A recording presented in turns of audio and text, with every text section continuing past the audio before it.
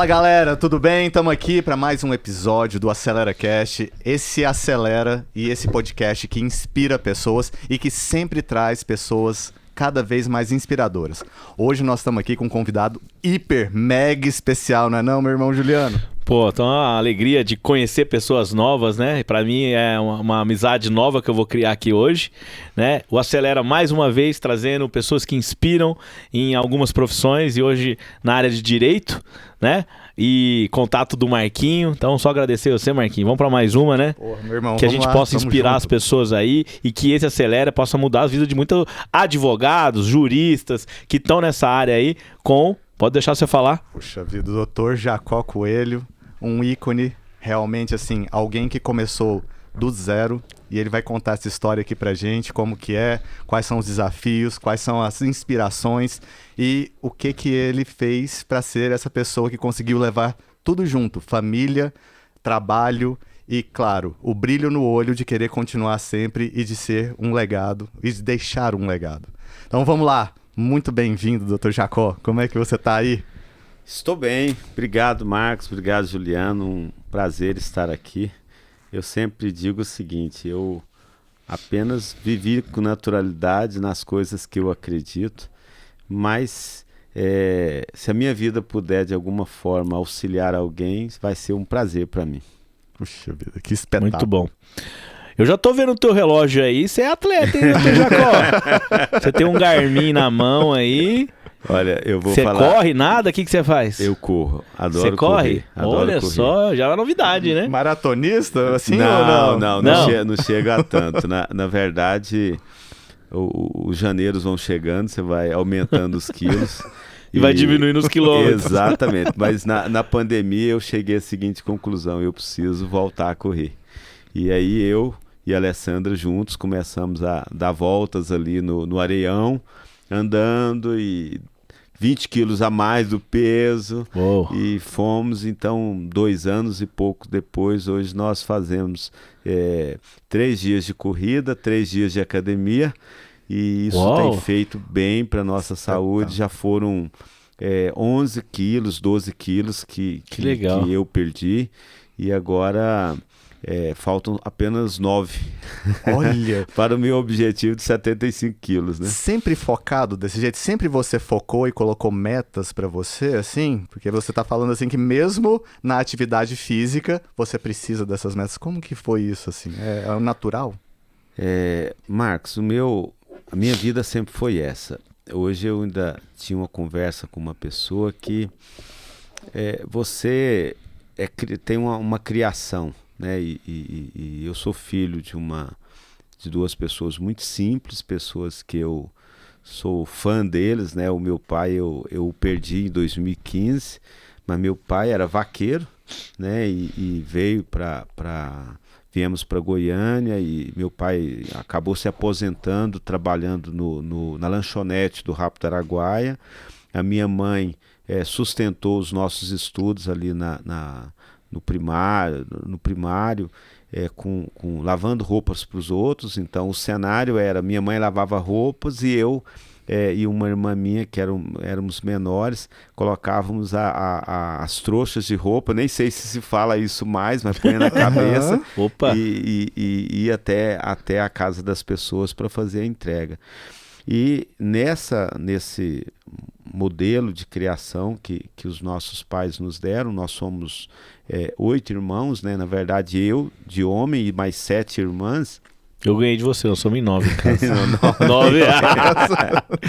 E aí nesse modelo a gente não tinha muito tempo para brincar, para se divertir, que ajudar mesmo. porque tinha que ajudar.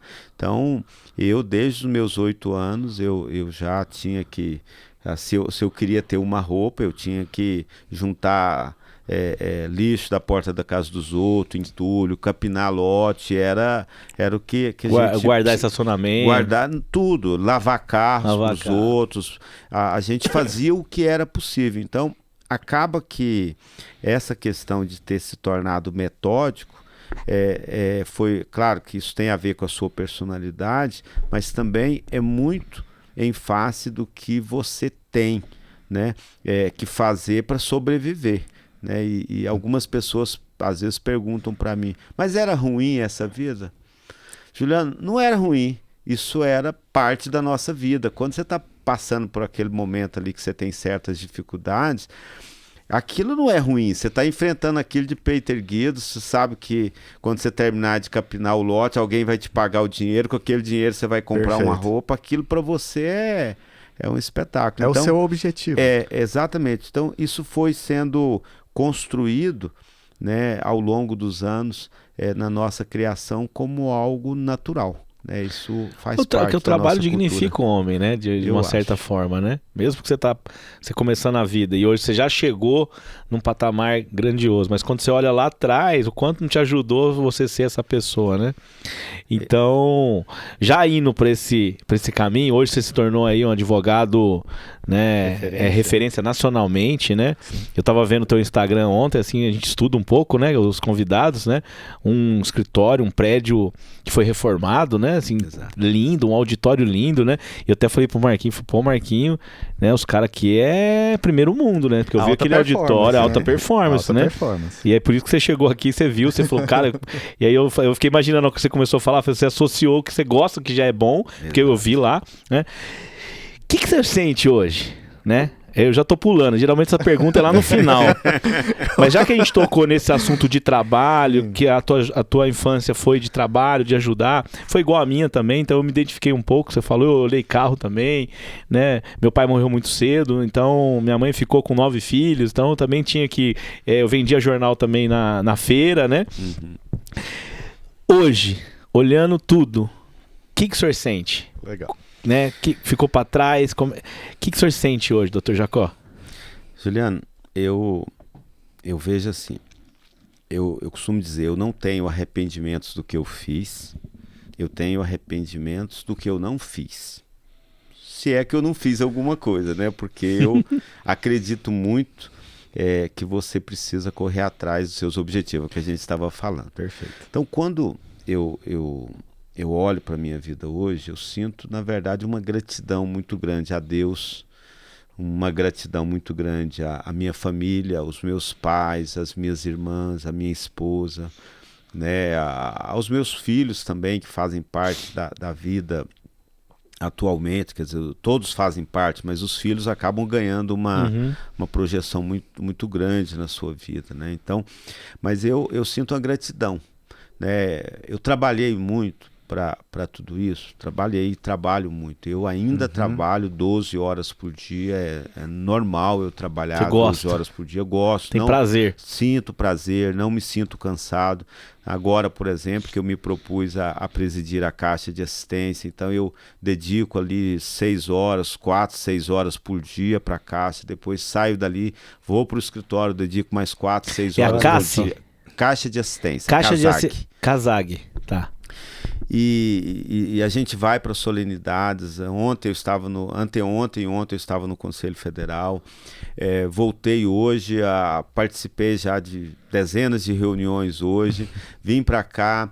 Amanhã eu tenho reunião pela manhã, reuniões à tarde. Termino o dia em Catalão, devo voltar por volta da meia-noite, 1h da manhã. No sábado temos um casamento. Aí vamos para São Paulo, aí temos a reunião em São Paulo, domingo de manhã e voltamos.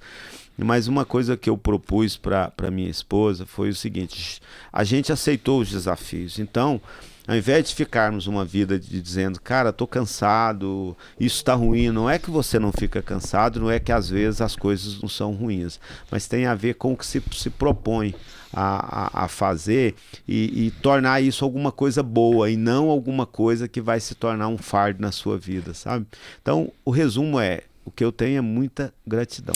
Espetacular. Deixa eu perguntar, assim, porque talvez é muito legal essas histórias e eu adoro elas, porque elas são intensas e são profundas, cara. Se a gente for pegar, assim, tudo o que a gente fez desde a infância até agora nos conduziu para estarmos aonde estamos. Exato. E aí, quando a gente chega e reconhece isso, a gente é grato por absolutamente todos os passos que nós demos. Exato. Então, falando isso, e assim, prevendo já alguma coisa, o brilho no olho que você tem hoje, ele está relacionado a quê que você, assim, ainda pensa que, assim, que esse tanto de coisas que você faz, a motivação ela tem que ser maior do que qualquer coisa. Senão você vai desmotivando ao longo do dia e você vai chegando no dia falando assim, nossa, esse amanhã eu já não aguento. Era a pergunta que eu ia fazer? Olha, que espetáculo. Porque de fato quando você começou a falar do seu dia a dia, né, da corrida, é a plenitude mesmo, assim, né? Eu tenho falado que meu lema hoje é o seguinte: rumo aos 50 é melhor que os 30. Esse é o meu lema hoje. Porque eu me identifiquei um pouco aqui com você aqui agora, né? Então, o que dá para entender é que você tem achado a plenitude da vida, porque você tem todas essas tarefas, todos a fazer, mas a gente vê o que você falou, a gente decidiu fazer com alegria, né? Então, independente de qual situação, se eu tô dentro do avião, se eu tô em Catalão, se eu tô em casa, né? Então, complementando a pergunta do Marco, que ia ser a mesma minha, da onde que você acha tudo isso, né? Da onde você se inspira? Show. Como que é essa motivação? Ela vem da onde, doutor? Olha, eu penso que a motivação mesmo vem de Deus. Eu penso isso. Eu penso que a motivação vem de Deus.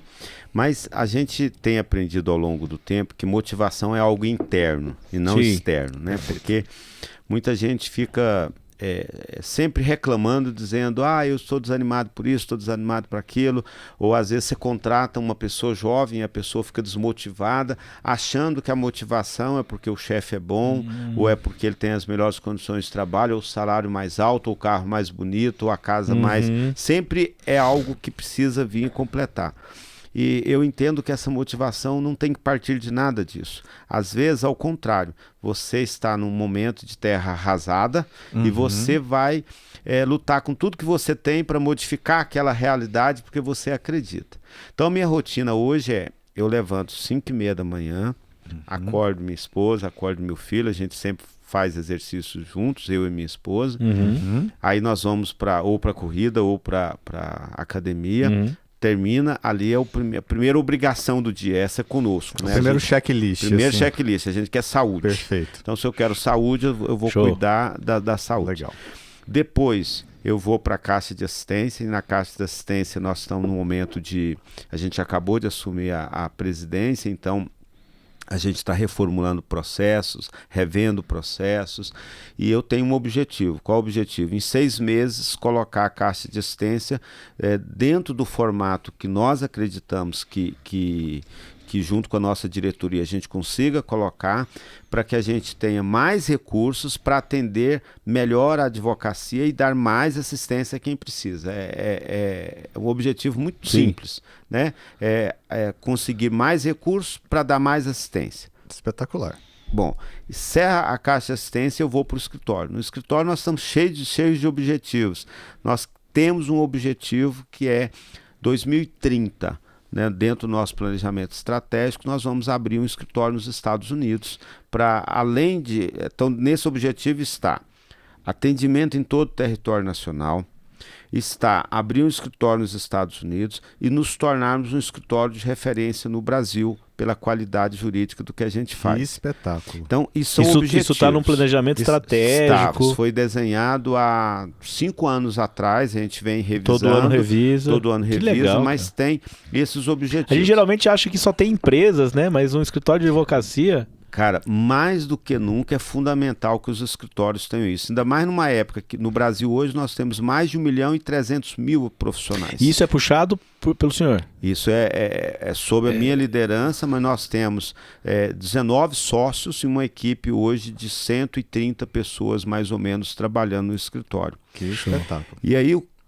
com esse objetivo, aí ele se desenvolve em vários flancos. Eu tenho o objetivo de trazer novos clientes, eu tenho o objetivo de atender bem os clientes atuais e, por isso, manter esses clientes. Eu tenho o objetivo de instalar, de ter os melhores sistemas para que eu possa ter o custo mais baixo para conseguir ser mais competitivo no mercado. Eu preciso, para isso, né, implantar muita tecnologia e eu preciso, dentro dessa linha de gestão, estabelecer o processo de melhoria contínua, né? Então você planeja, executa, checa, volta de novo para o princípio, né, que é exatamente essa ideia da melhoria contínua. Mas tudo isso é trabalhado dentro do ângulo de 360, né? Você precisa ter tudo isso dentro do seu portfólio. E como é que você consegue fazer tudo isso? E faltou ainda um objetivo, que é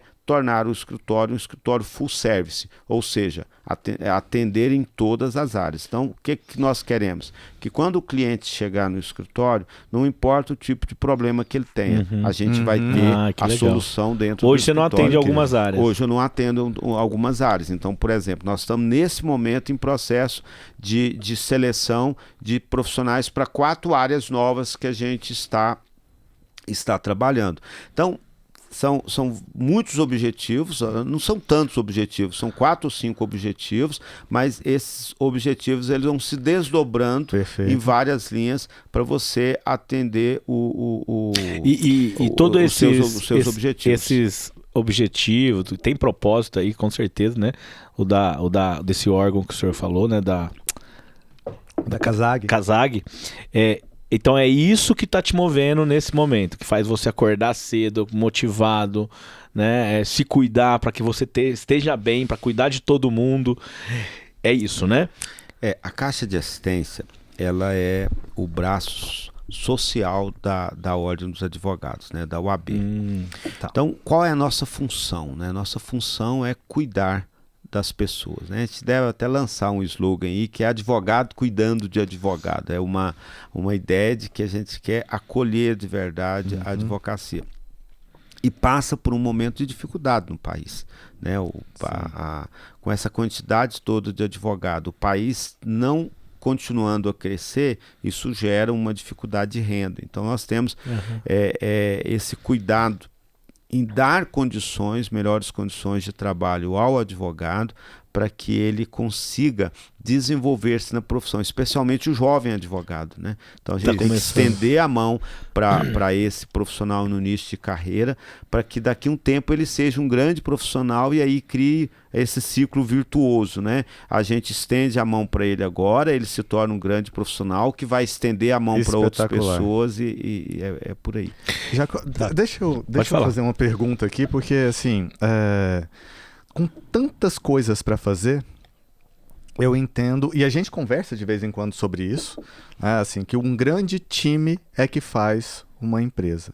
Como que é a questão assim de desenvolvimento de liderança, principalmente para quem começou lá de baixo? Então assim, lá de baixo, como que foi indo? Você entende que todas as pessoas que tiveram com você continuam com você? Você teve que selecionar algumas dessas pessoas pela questão de objetivo que você ia ver? Como que você entende isso, interpretando para dentro dos objetivos tão grandiosos que você tem nesse sentido?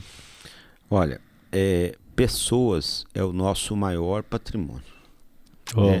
Escritório lida com pessoas. Né? Nós não temos um produto físico, né? Um celular, por exemplo, para vender. O que a gente vende? Prestação de serviço. Prestação de serviço você faz com pessoas. E pessoas precisam ser qualificadas. Então, a gente tem lá alguns pré-requisitos na hora de contratação. Então, o primeiro pré-requisito tem que ser uma pessoa ética, tem que ter os mesmos valores éticos nossos. A gente precisa enxergar isso no processo de seleção. Depois, ela tem que ter a qualificação. E quando a pessoa preenche esses 2 requisitos, que ela entra no escritório, nós vamos desenvolver processos de retenção de talentos dentro do escritório. Tá. Agora, por exemplo, a Alessandra, que é a nossa diretora de RH, a área dela está focada em selecionar, aliás, estão no processo de integração nesse momento de 7 estagiários. Qual é o objetivo desses estagiários? Eu declarei isso expressamente para todos. Eu gostaria que esses estagiários fossem os futuros advogados e os futuros sócios do escritório. É para isso que eu estou selecionando essas pessoas. Então eu espero a cada seleção que a gente faz, embora a gente nem sempre atinja esse objetivo, que essas pessoas estejam conosco daqui a 20 anos. Já estou naquela fase que eu digo, olha, eu provavelmente vou me aposentar e vocês vão ficar aqui no escritório. É isso que a gente está buscando. E aí você toca num tema que eu acho interessante. Quando você estabelece objetivos, por exemplo, eu quero abrir um escritório nos Estados Unidos até 2030. Perfeito. Ótimo, isso é lindo de ser falado, mas como é que você vai materializar isso? Bom, a primeira coisa que a gente fez foi conceder bolsas para o nosso time para fazer a língua estrangeira. Então, nós já formamos alguns profissionais na língua estrangeira e vamos formar outros. Eu, por exemplo, estou fazendo a língua inglesa e outros profissionais do escritório. Acho que hoje nós temos em torno de 15 pessoas fazendo a língua inglesa. Eu e mais 4 ou 5 outros sócios acabamos de concluir o espanhol. Né? Ou seja, nós queremos que o nosso time esteja preparado. Ao lado disso, aí, voltando para a política de retenção de talentos, a gente tem um projeto lá chamado Universidade Corporativa, onde nós, além da língua inglesa, nós damos bolsas, né, que aí vai para que as pessoas façam pós-graduação, mestrado, doutorado, pós-doutorado, ou seja, nós queremos que essas pessoas estejam qualificadas, né? Então, é isso. Tenho vontade de trabalhar lá, cara. Não é? Seja bem-vindo, viu? Tenho vontade de trabalhar lá. Porque a gente vê isso em grandes empresas, né? Então você pegou o teu escritório de advocacia e tornou uma grande empresa mesmo. Grande empresa americana, inclusive. Assim, a grande empresa nível mundo. Com planejamento estratégico, prevendo 2030. É muito show isso, Mas cara. aí eu vou lhe dizer uma coisa que é algo que é importante. Por que eu sou advogado hoje? Porque eu trabalhava numa grande empresa, que é a Allianz Seguros hoje, é a maior seguradora do mundo, que pagou a minha faculdade. Se eu não tivesse trabalhado na Allianz e ela não tivesse essa visão, eu não tinha dinheiro para fazer direito, né? Isso faz parte da minha história. Então, grande parte dos benefícios que a gente criou no escritório foi em função de nós já termos passado por situações difíceis e que alguém nos estendeu a mão. Aí eu posso citar vários benefícios, né? Então, por exemplo, a Universidade Corporativa, ela nasceu dessa realidade. Já que alguém fez por mim, nós precisamos multiplicar isso. O plano odontológico. Ele nasceu um dia, eu encontro com um colaborador nosso, que inclusive é advogado já agora, né? E eu encontrei no corredor do escritório e ele estava com uma cárie no dente. E eu falei, cara, eu não estou atingindo o objetivo, porque se uma pessoa que trabalha no escritório não consegue fazer o tratamento dentário, é porque tem alguma coisa que está errada demais aqui. Aí nasceu a contratação do plano odontológico para o escritório. E aí eu posso citar N exemplos, mas todos eles nascem dessa ideia de que parece, quando as pessoas falam isso, é uma coisa assim tão distante, mas é uma responsabilidade social nossa, né? Eu sempre falo para minha esposa assim, Deus dá os recursos para gente viver bem, claro que sim, para você cuidar da sua família, mas não é só para isso. Ele nos dá os recursos para você cuidar da sua família, para você cuidar das outras pessoas e para você cuidar das coisas de Deus. Se Deus não puder contar com você, você não tá fazendo sentido aquilo que Ele está fazendo por você. Então eu levo muito a sério esse tripé dos objetivos de recursos que Deus nos dá. Que espetáculo. E aí dá para ver, né, a sua motivação, né? Porque é uma baita... porque o que você falou, assim, a motivação ela é individual. Eu concordo com você. Então eu vou te falar a minha motivação. São meus filhos, eu tenho um filho de 3 anos, eu tenho uma filha de 10 e eu tenho uma de 25. Cara, você é mais corajoso do que eu. Eu sou corajoso. Minha segunda motivação são meus colaboradores na imobiliária. Ele tem um time lá de 80 corretor, tem gestor, tem diretor. Então, eu tenho esse mesmo pensamento de desenvolver as pessoas crescendo lá. Então, essa é a minha motivação. O máximo que a gente pode fazer, eu acho que é inspirar as pessoas. Eu inspiro a pessoa a ser melhor. Ele vê minha conduta, ele vê minhas decisões e fala, pô, eu quero ficar aqui com o Juliano, eu quero trabalhar aqui. Eu acho que esse é o principal ponto, né? Então, dá para perceber aqui que você tem as motivações valiosas, né? Porque é o que você falou, pô, eu tô pensando nas pessoas dentro da empresa, eu tô pensando daqui 2030 colocar lá nos Estados Unidos, mas para isso eu preciso ter sócios, então eu vou subir sócios, né? Então, cara, assim, parabéns, assim, porque eu volto a falar, né? Eu também sou fissurado em gestão, eu sou fissurado em liderança, sou apaixonado. Eu acho sim que as empresas podem mudar, né, a vida das pessoas. Aí eu tô com você em relação a Deus também. Eu acho que Deus, a gente é mordomo aqui, né? Sim. Das coisas que Ele nos dá. Exatamente o conceito de mordomia. De mordomia. Então, quanto mais a gente conseguir servir, eu tenho certeza que Ele vai entregando mais, né? Pra gente poder ajudar as pessoas. Então, eu tô assim, bem abismado mesmo com o escritório de advocacia. Tenha caminhado para esse lado, assim. Então, é muito bacana, né? Eu olho hoje com os olhos diferentes, né? Assim, para essa área. Para mim era mais no escritório mesmo, a advocacia, que não tinha essa visão empresarial, né? Então, volto a falar, o Acelera é muito bom, o Acelera Cast, para mim, ele é muito bom, você vai conhecendo outras visões. Por exemplo, amanhã eu tenho uma reunião cedo, né? Eu faço uma reunião toda sexta, 9 horas, com o time, né? E eu tenho diretores e é o momento que eu tenho com eles, com os corretores. E amanhã eu vou levar esse assunto, sabe? Do desenvolvimento, porque hoje meu diretor passou treinando a tarde inteira, treinando 20 ou 30 corretores. Eu vi ele na sala treinando, sabe? E ele treinando o time, né? O próprio diretor comercial entrando na mão na massa e pondo. Então, o quanto isso não inspira, né? O cara fala, pô, eu tô aqui, mas o diretor tá treinando. O quanto essa engrenagem da empresa não gira melhor, né?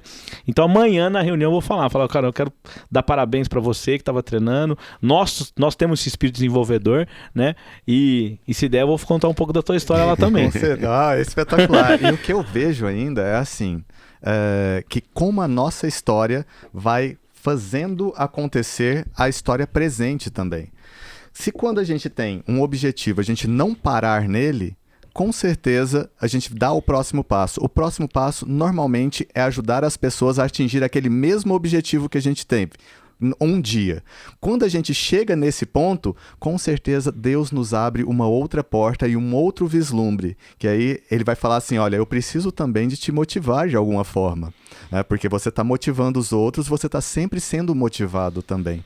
Então talvez isso para mim seja o espetáculo de você acionar, fazer aquilo que você reconhece. Você não parar no tempo. Falar, já atingi o meu conforto, tá tudo bem. Não, qual que é o próximo passo? O próximo passo é trazer pessoas novas. Deus, por entender e pela bondade que Ele tem, com certeza Ele vai abrir e falar assim, olha, vamos então para esse outro lado. Então, assim, é a história bonita que vai se replicando e com certeza, assim, ela também está presente nos colaboradores. Eu já tenho um planejamento aqui até os 70, viu, Juliano? Olha. Você já tem os 70? Já até. Não, aí você acabou comigo agora. Você acabou comigo, velho. Nossa, eu preciso melhorar nesses planejamentos. Mas doutor, vamos lá. Já falando de Deus, e a gente gosta muito dessa área espiritual aqui, aonde que entrou Deus na sua vida? Que momento que foi que você teve esse clique, alguém falou, ou foi desde muito cedo, como é que foi? Não, na verdade eu nasci num lar evangélico, né? A minha família foi evangelizada ainda na fazenda, né? Os missionários americanos. Olha, que legal. Vieram e falaram a respeito de Deus com a minha família. Então, quando eu nasci, a minha família já havia sido evangelizada, já tinha tido o encontro com Deus aí. Então eu cresço nesse ambiente da igreja presbiteriana, né? E eu sou um apaixonado pela igreja, pelas coisas de Deus e me sinto muito bem, né? Na igreja em que eu convivo então essa é algo que é muito relevante na minha vida. Então a minha vida tem sempre essa segurança de que eu às vezes posso até ser surpreendido, mas Deus nunca é surpreendido, né? Então a minha forma de crer em Deus é uma crença de um Deus da história, né?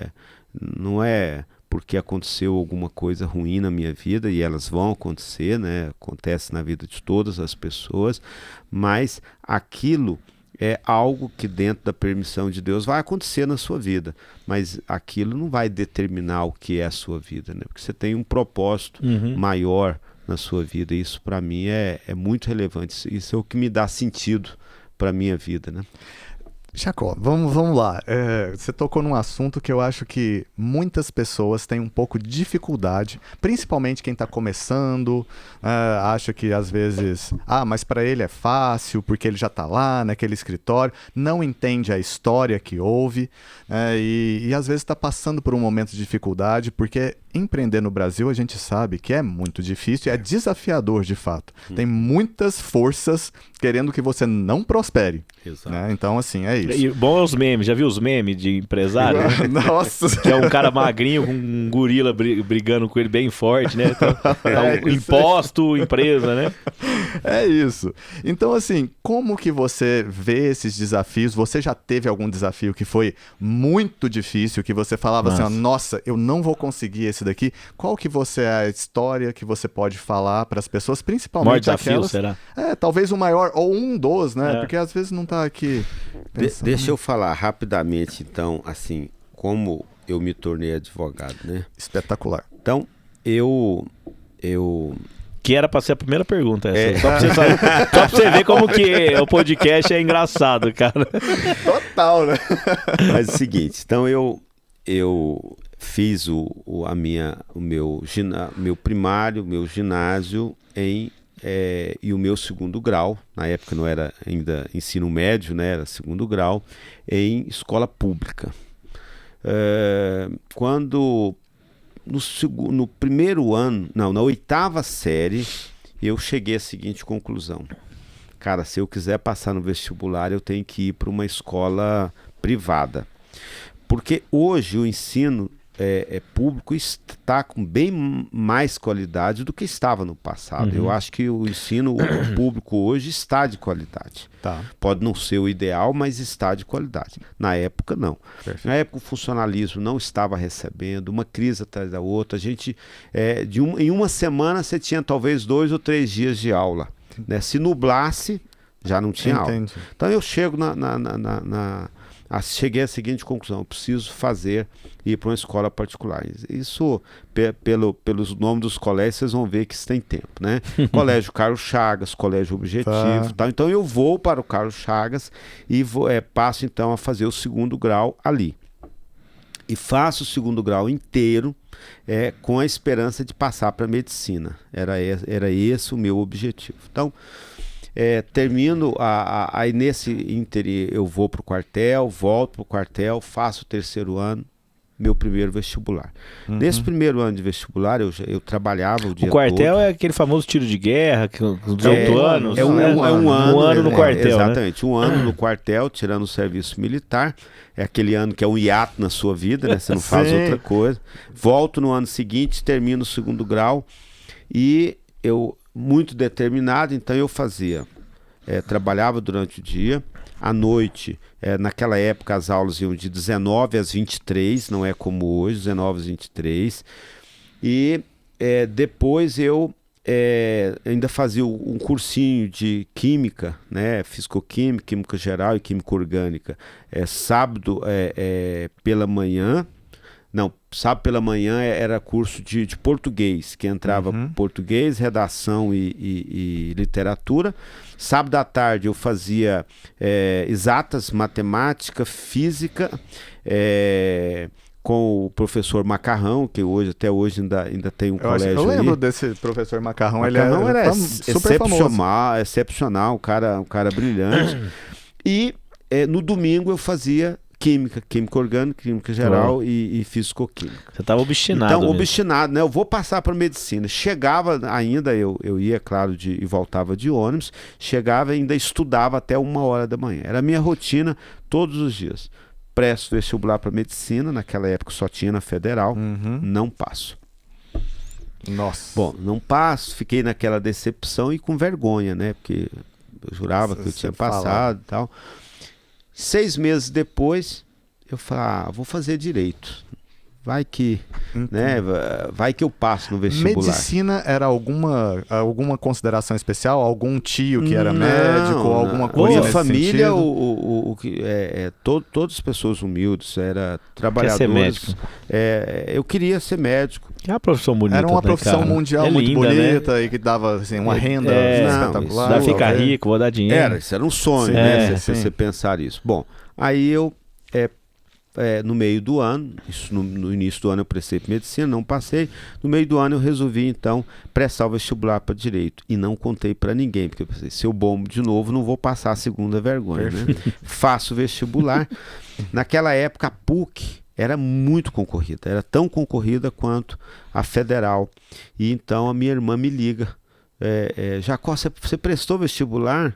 Eu falei, prestei, né? Você passou, tal. E resultado, fiz o vestibular, passei para direito e fui na sequência Na PUC. na PUC.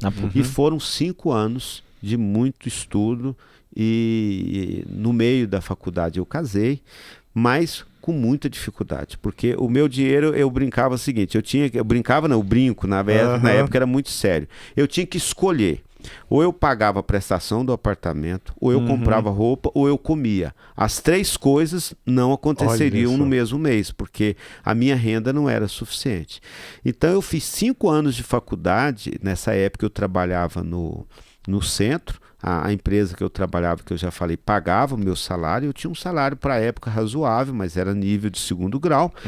E eu fui os 5 anos a pé para o setor universitário e voltava a pé, porque um passe que era do setor universitário até no centro era importante para mim. Não dava para pagar um passe a mais. E não dava para lanchar, porque lanchar era algo impensável com a renda que eu tinha. Então, foram 5 anos de faculdade desse formato, mas com alegria, a gente dava risada, fazia os trabalhos juntos. Eu tenho muito boas recordações dessa época.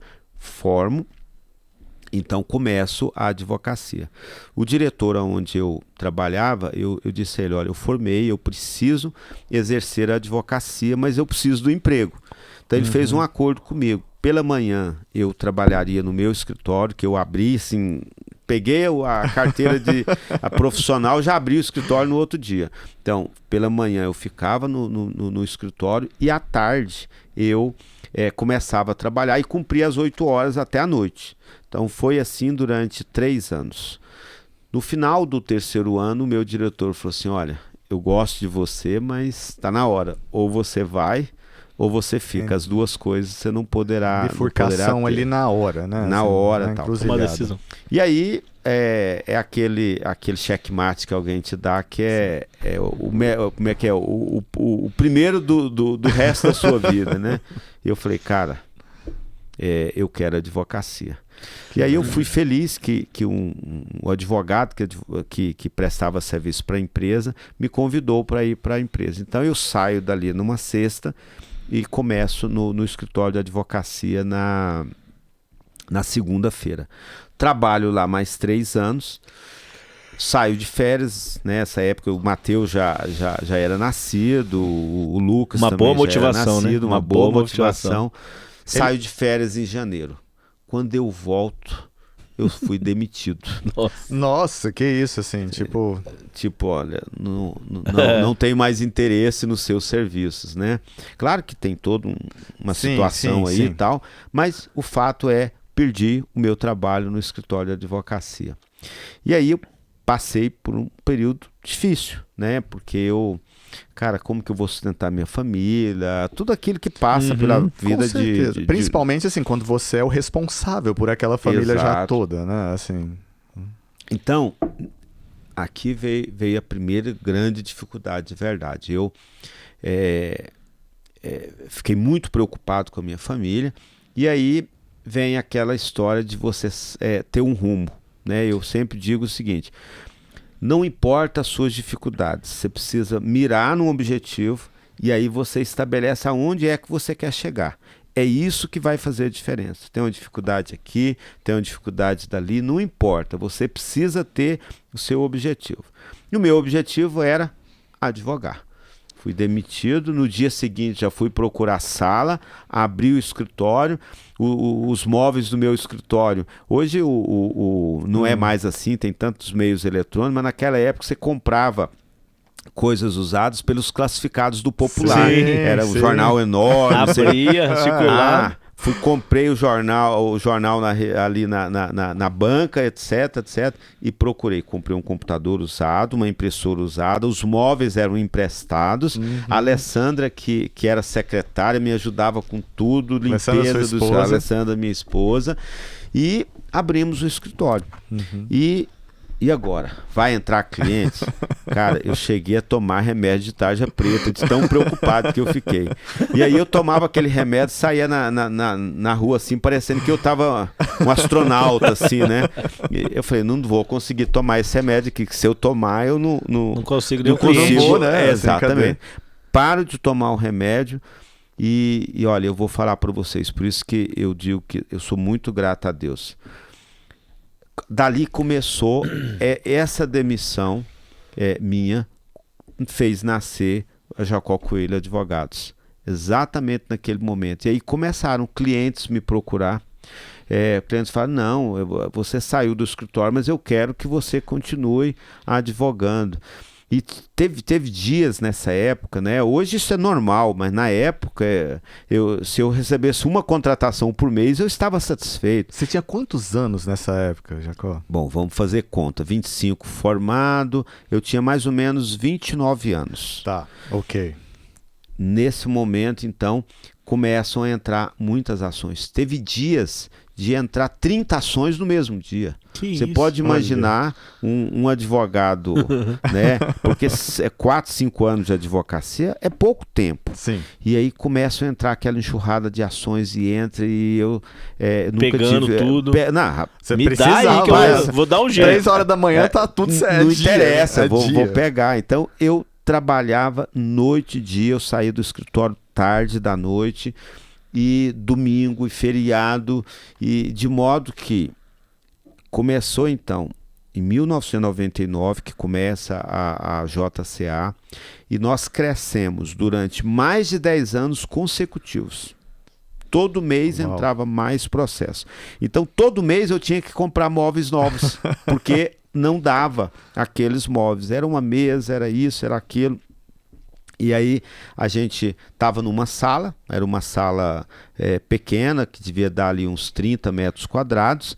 Aí a gente alugou a sala do lado, e depois a gente encheu aquela sala do lado e não dava mais, a gente foi para uma casa, e aí essa casa a gente ficou lá mais ou menos uns 3 anos, e aí essa casa também foi enchendo, não cabia mais, aí a gente comprou nossa primeira sede, e essa primeira sede durou, quando mudamos para lá, eu falei, rapaz, agora aqui eu vou me aposentar aqui, essa aqui é grande demais, né? Em questão de mais uns 3 anos, aquela casa ficou pequena, a gente comprou a casa do lado, aí a gente lotou aquela casa do lado, e depois não dava mais, a gente comprou a casa dos fundos, e depois comprou as casas da frente, e a gente foi, então a gente, quando a gente saiu daquele espaço que a gente estava e veio para o prédio, a gente já funcionava em 5 lotes ali no setor oeste, naquele famoso puxadinho, né? Ia fazendo um puxadinho após o outro.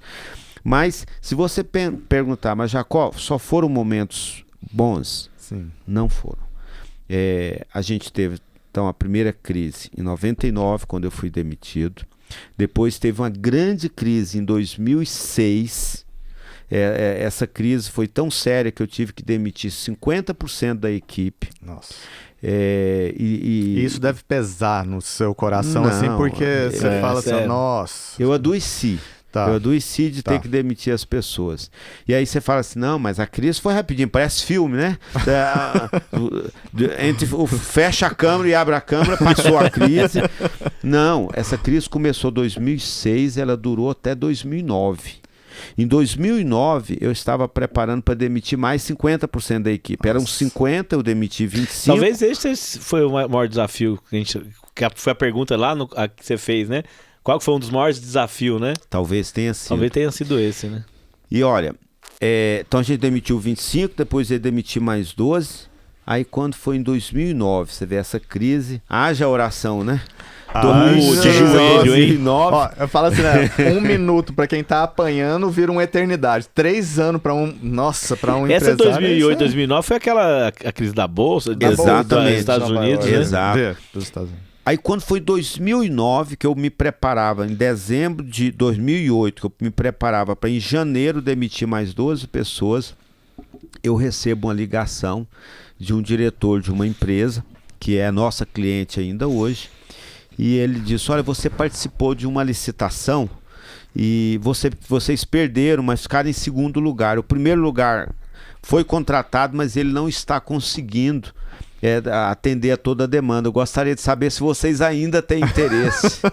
Sabe aquela pergunta assim? Fala, pera, deixa eu dar uma olhada aqui. Deixa eu pensar, deixa eu olhar Não, aqui. a gente tem um tempo segundo. disponível aqui.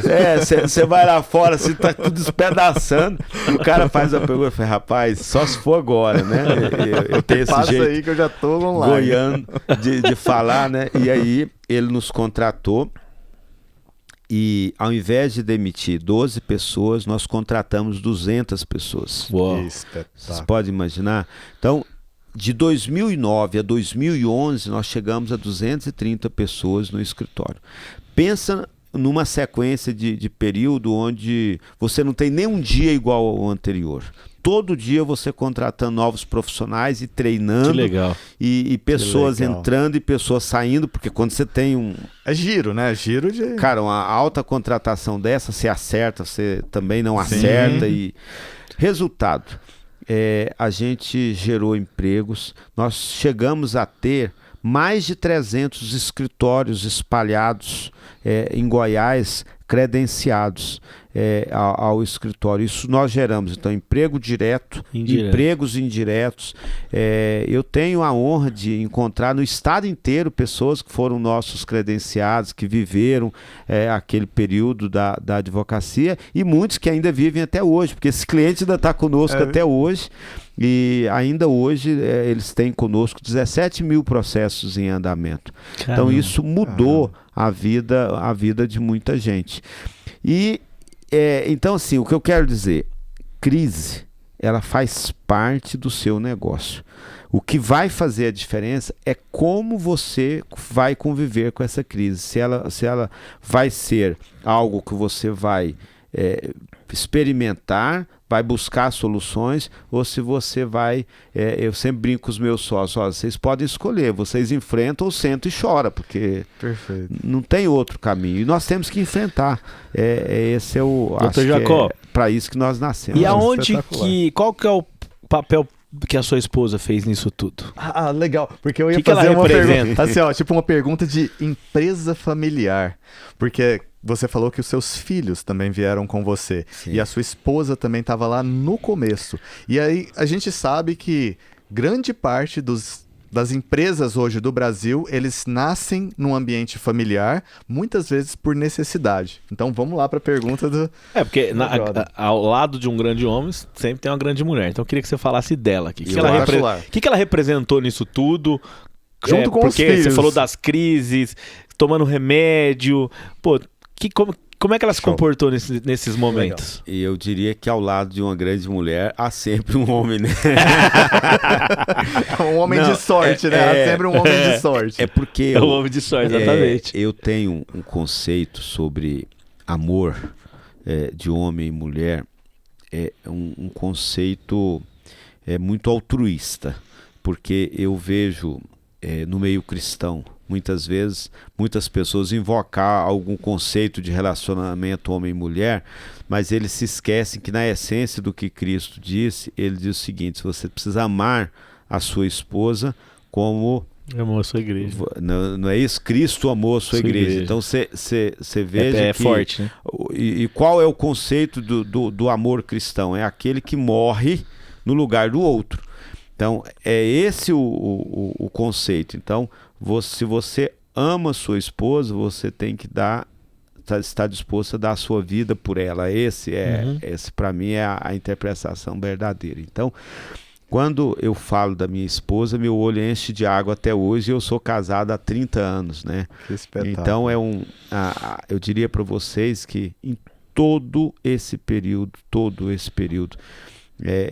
em todas essas crises que eu passei, também nos momentos de muita alegria, a minha esposa esteve em todos eles, sempre me apoiando em todos os momentos em que a gente passou, sabe? Os momentos difíceis, os momentos de vitória, a gente saía para comemorar, a gente dava boas gargalhadas, assim como os filhos, né? Tem gente que chega a algumas conclusões, não, a vitória é minha, os problemas são de todos, né? Mas não é assim, você não consegue separar. E eu entendo que numa empresa, é claro que tem o outro lado, mas numa empresa familiar, isso não é um problema. O problema é se você pega uma empresa familiar e trata ela como se fosse a sua casa. Aí isso se torna um problema. Perfeito. Porque uma empresa ela pode ser familiar, mas ela tem a obrigação de ser profissional. Então ali não está necessariamente, no meu caso, o Jacó e a sua esposa, mas está o Jacó, sócio fundador, e uma diretora de RH que tem obrigação, ambos, de serem os melhores profissionais.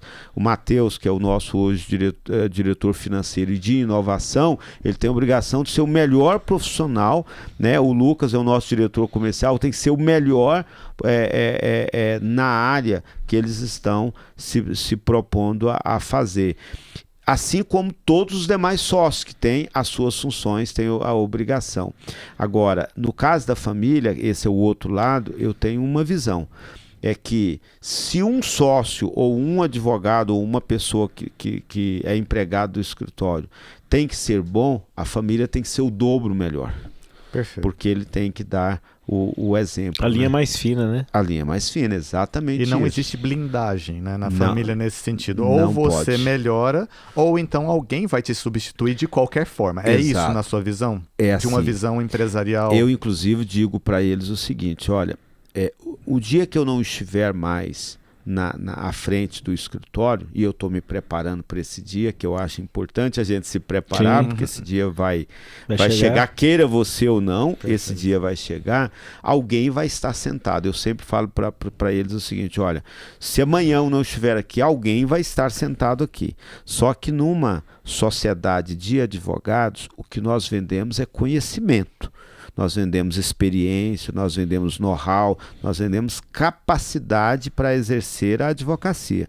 Então, quem vai estar sentado aqui nessa cadeira vai ser o melhor profissional de todos. E aí esse melhor é em liderança, em conhecimento, em relacionamento, em gestão. Esse profissional ele tem que ser um profissional completo. E aí a pergunta que eu faço para eles, eu quero saber se vocês estão preparados para ser essas pessoas, porque em um escritório de advocacia as pessoas não seguem você porque você é o dono.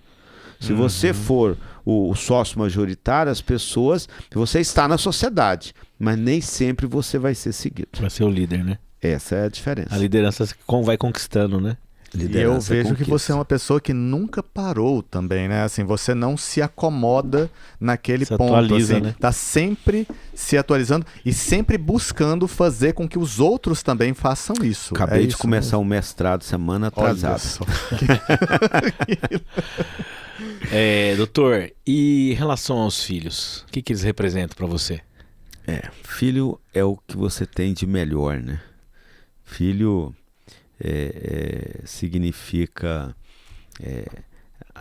a sua força, né? Porque em geral você tem os filhos quando você está no ápice da sua força. Filho significa que vai ter continuidade nos projetos, né? Usando, já que nós falamos muito aqui hoje de cristianismo, tem um texto bíblico que diz que os filhos são a herança de Deus, né? Mas é que as pessoas não entendem que, na verdade, eles são de Deus, não seus, né? Mas que você tem a obrigação de cuidar, de educar, de transformar naquelas pessoas que você sabe que é o padrão cristão de pessoas. Então, eu vejo os meus filhos como sendo essas pessoas, o melhor. E eu vejo em cada um deles que eles conseguem ser pessoas melhores do que eu, né? Isso para mim é fundamental. Doutor, fizeram uma pergunta para mim outro dia no Instagram. Se você encontrasse Deus hoje, o que você diria para ele? Acho que só gratidão. Só gratidão. Deus... tem um amigo meu que fala assim, que eu pergunto, como você está? Ele fala, muito bem, mas muito melhor do que eu mereço, né? Então eu sou um cara, Juliano, que eu, olhando para trás, quase,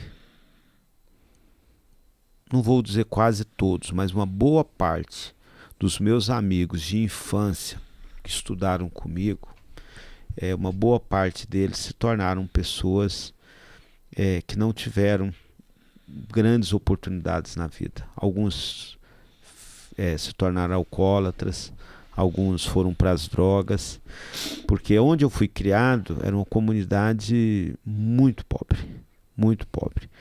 Comunidade onde você presenciava crimes, onde as crianças eram criadas na rua, eram tempos ao mesmo tempo bons, mas perigosos, né? Então, tempo perigoso. Então, quando eu olho para a minha vida, eu tenho muita gratidão. Gratidão porque Deus foi, sem dúvida nenhuma, muito, muito, muito bom comigo, com a minha família. Tanto que eu tenho, e as minhas irmãs, nós temos um pacto entre nós, né? Qual é o pacto? Nós temos uma obrigação uns com os outros. Se eu estou... Vocês são em quantos irmãos? Nós somos 8 ao todo. 8, você falou no começo. E a gente se ajuda. Até hoje? Até hoje. Todos estão vivos? Todos estão vivos e temos um compromisso. Eu tenho um compromisso. Só o senhor é advogado? Só eu Não. Nós hoje somos 3 advogados. Inclusive 2 são minhas sócias. Né? Eu tenho 2 irmãs sócias. E o compromisso até os filhos nossos, todos vão se formar. Eu cumpro o último objetivo agora em julho. Que espetáculo. Então todos os sobrinhos tiveram oportunidade de se formar. Quem quis, se formou. Isso é em decorrência disso que você está falando. É gratidão a Deus por tudo que Deus fez na nossa vida. Então, assim, meu termo é gratidão. Parabéns por isso. Muito bom. Parabéns pela vida, por essa resposta, pela vida. E eu vejo assim, Deus dá a oportunidade, mas quem abre a porta é sempre a pessoa. Então, assim, você tem feito isso com muita dedicação e com certeza, assim, com o coração muito limpo e aberto. Talvez por isso seja tão abençoado nesse sentido. Que continue assim muito sempre bom. Por conta dessa sua ação já do bem e do coração que está aí. A gente sabe que o dia a dia tem coisas, existem decisões que têm que ser tomadas e que às vezes nem sempre assim condizem com aquilo que a gente gostaria, como se fosse o principal. Mas eu vejo que assim que você tem conduzido isso muito bem, com seriedade. Quem é gestor, né? Tanto gestor da coisa pública, no caso da UAB, quanto gestor no escritório, nós somos chamados a decidir. Né? Isso é fato. E você realmente vai tomar decisões e as melhores são aquelas que você toma para poder fazer o bem para as pessoas. Isso te dá aquele sentimento de dever cumprido, você se sente uma pessoa... se sente bem, esse é o termo. Só que você também é chamado a tomar decisões desagradáveis. Sim. Né? Mas eu tenho um pensamento sobre isso. Por exemplo, quando um gestor demite alguém, como eu fui demitido, eu tenho certeza que na época eu falei, cara, sou a pior pessoa do mundo, né? Como que eu vou sustentar a minha família? Você cria aquela barreira. Isso é o seu primeiro sentimento. O segundo sentimento cara, eu vou lutar. Eu vou provar que eles vão sentir a minha falta, né? E no meu caso, o resto é tudo que a gente conversou aqui.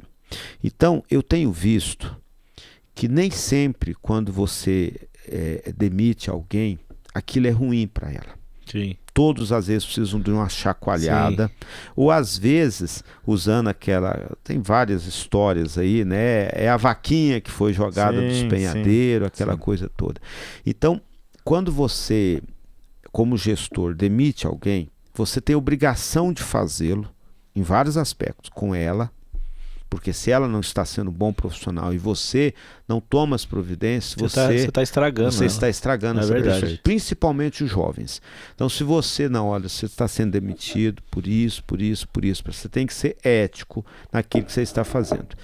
Aquele profissional, ele vai usar aquilo, vai se tornar uma pessoa melhor e com certeza no futuro ele vai olhar, aquele gestor meu fez a coisa certa, hoje eu sou um profissional melhor por causa disso. Isso faz uma grande diferença. E às vezes já aconteceu também, hoje eu não lido mais diretamente com as pessoas no dia a dia, tem sempre um gestor entre eu e as pessoas, mas eu já vi decisões erradas minhas, e eu já fiz, eu já demiti pessoas e depois descobri que eu estava errado. Eu liguei para essa pessoa, pedi desculpas e perguntei se ela queria voltar. Essa pessoa voltou e no futuro ela saiu de novo, mas a minha consciência não me deixou dormir se eu não falasse com ela. Perfeito. Mas a gente já fez demissões, o escritório já fez demissões erradas. E a pessoa julgava, o gerente julgava que aquele profissional não era um bom profissional. Aquela pessoa saiu do escritório, foi contratado pelo nosso concorrente e explodiu. Nossa, então, aí quer morrer. Cara, que coisa que eu fiz. Puxa vida. Você entende? Mas você pessoa que demitiu que deveria estar lá no lugar, então, né? Você percebe? Mas o interessante é isso, é que conhecer também. Você precisa entender que nem sempre uma demissão é uma coisa ruim. Às vezes você é que perde com a demissão de um profissional que você faz. Porque às vezes ele realmente não é um bom profissional ali porque ele está vivendo um mau momento em casa, algum problema de doença na família. Tem N circunstâncias que pode fazer com que uma pessoa não esteja dando resultado. A gente não sabe, né? E aí eu sempre falo para os meus gestores o seguinte, gente, já que você tomou a decisão de fazer uma demissão, não queira dar lições de moral na pessoa. Faça a demissão. Por quê? Se você falar a verdade para ela, ela pode não acreditar e não vai fazer a menor diferença. Perfeito. Mas se você falar alguma inverdade para ela, e aquilo pode causar algum dano na vida da pessoa e também isso não vai aproveitar em nada. Então, simplesmente faça a demissão. E o restante é uma questão que naturalmente vai fluir. Então, mas isso faz parte. Você tem que... Eu tive um chefe que dizia para mim o seguinte, Jacó, se você é um gestor e não toma a decisão, alguém vai tomar a decisão. E pode ser que a decisão seja a sua demissão, né? Porque você que não está sendo um bom gestor, né? Não sei bem o que ele quis dizer com isso, não, mas eu me senti rápido. Acuado. Ou seja, assim, ó, aquilo te movimentou. Aquilo me movimentou. Até hoje. Doutor, chegou ao fim. Nós temos aqui espetáculo, uma hora de conversa. Aqui, dá vontade de perguntar mais algumas coisas, mas então é isso. E eu falei que caminha, né? O podcast ele caminha começa com assunto e foi. E te agradecer pela presença, agradecer por te conhecer também, né? Obrigado. Tomara que a gente se encontre aí em outros lugares mais vezes, né? Para mim foi de muita valia. Eu acho que muita coisa, acho que a maioria do que você pensa, eu penso também, acho que deu uma sintonia aqui sobre liderança, sobre gestão, sobre Deus, sobre família, sobre motivação, sobre inspiração. Que bom, né? Porque você me inspirou aqui hoje, né? E você está numa posição que nós queremos chegar também, né? Eu quero chegar com a aposentadoria, com os filhos criados, podendo formar as pessoas que a gente pode ajudar. Então, muito obrigado pela presença, né? Parabéns pelo teu sucesso, você me deu uma outra visão da advocacia, né? Enfim, vou te seguir lá, o Jacó Coelho. Vou seguir mesmo. Com certeza, é inspirador. Parabéns.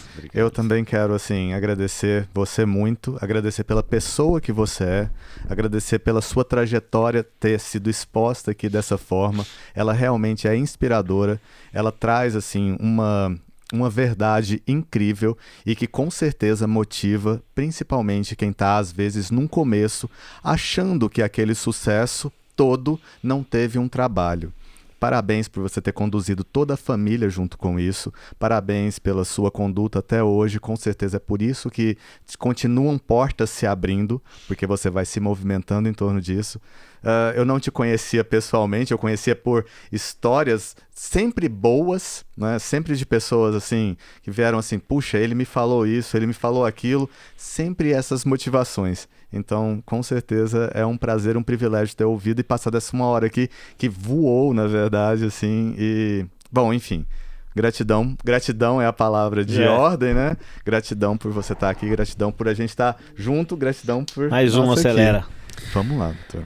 Bom, eu aqui agradeço, eu sempre falo sobre essas questões, sempre acho que eu nunca falei o que devia ter falado e que eu nunca sou merecedor dessas palavras. Mas eu quero agradecer por vocês terem me ouvido.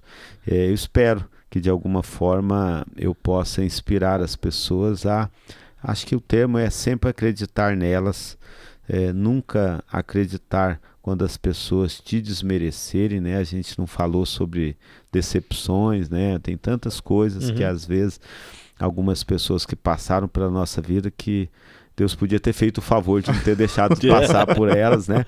Mas que também nos fizeram crescer. Talvez as pessoas que mais nos causaram dificuldade ou as pessoas que falaram coisas duras para nós, que às vezes Deus achou que a gente precisava ouvir naquele momento, mas nos fizeram crescer, né? Por isso que, mas a minha fala para as pessoas é: acreditem sempre em si. Acho que essa é a grande segredinho. É o grande segredo. Não estou aqui abstraindo das questões de Deus que a gente já conversou, mas as pessoas precisam acreditar nelas, independente do que vem por aí, porque se elas acreditarem e persistirem, né? Uma hora você fala, parece que foi rapidinho, né? Nós estamos falando aí de 38 anos de vida profissional, eu acho. Isso não é muito tempo, é pouco e é muito tempo, né? Eu não vi esse tempo passar, eu não me sinto uma pessoa de 53 anos, mas tudo isso é que faz você ser quem você é hoje, é fruto de toda essa trajetória de vida. Então, obrigado por tudo, por me ouvirem, viu? Muito bom. Muito bom. Vamos lá? Mais um Acelera, em breve, do Dr. Jacó. É isso aí, vamos lá. Tudo de bom, obrigado por tudo. Valeu, gente.